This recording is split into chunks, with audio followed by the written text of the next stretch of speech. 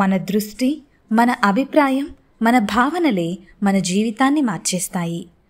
మనం ఏదైనా బాధ నుండి పూర్తిగా బయటపడాలంటే మన గురించి మనమే బాధ్యత తీసుకోవాలి. మనం చేయాల్సింది ఏదో పెద్ద పని కాదు. Simple truth, if I created it I can heal it. మనకి బాధ కలిగించిన వ్యక్తిని మార్చడం కష్టమై ఉండొచ్చు, కానీ మనం రియాక్ట్ అయ్యే విధానాన్ని మార్చడం కేవలం మన చేతిలోనే ఉంది.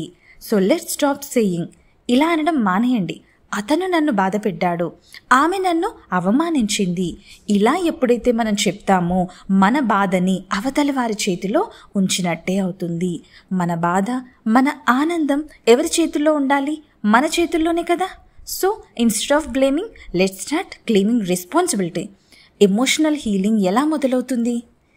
మనకు శరీరానికి ఎప్పుడైతే గాయం అవుతుందో అప్పుడు దానికి మందు వేసుకుంటాం. అదేవిధంగా మనసు గాయపడితే వీ నీడ్ ఇన్నర్ హీలింగ్. మరి దీనికోసం ఏం కావాలి?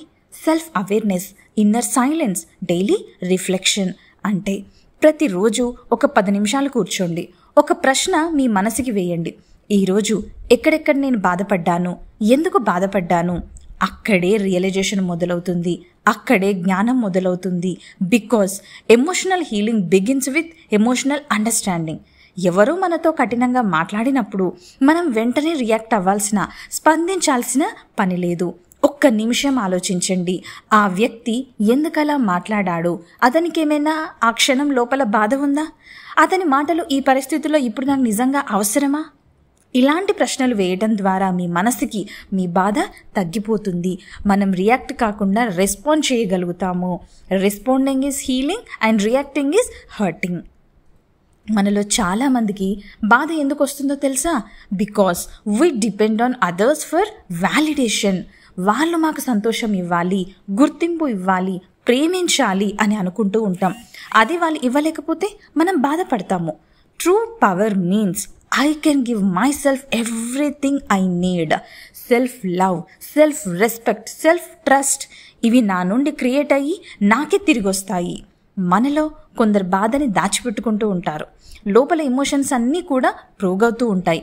రోజుల తరబడి కాదు, సంవత్సరాల తరబడి కూడా ప్రోగవుతూ ఉంటాయి.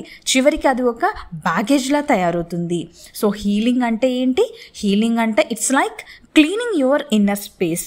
ప్రతిరోజు ఒక ఎమోషన్కి తలుపు తీయండి, దాన్ని చూస్తూ ఇలా చెప్పండి, నీవు నన్ను బాధ పెట్టావు కదా, కానీ ఇప్పుడు నేను నా బాధకి బాధ్యత తీసుకుంటున్నాను, నీతో శాంతిగా విడిపోతున్నాను అని మీ మనసులో ఉండే బాధకి చెప్పండి. ఇలా మనలోని బాధలు ఒక్కొక్కటిగా బయటకి వెళ్ళిపోతూ ఉంటాయి. మనసు చాలా సులభంగా ఆనందంగా ఉంటుంది, లైట్గా అనిపిస్తుంది. మన భావనలు స్వతంత్రంగా ఉంటాయి. ఇది జరిగితే బయట పరిస్థితులు మారనక్కర్లేదు, మనలో వచ్చే మార్పుతోటే మనం ఇంకా ముందుకెళ్ళగలుగుతాం. When pain ends, peace begins. When peace begins, life truly begins. ఇప్పుడు మనం ఈరోజు ఈ ఒక్క మాట గుర్తుపెట్టుకుందాం. I am not a victim of my emotions.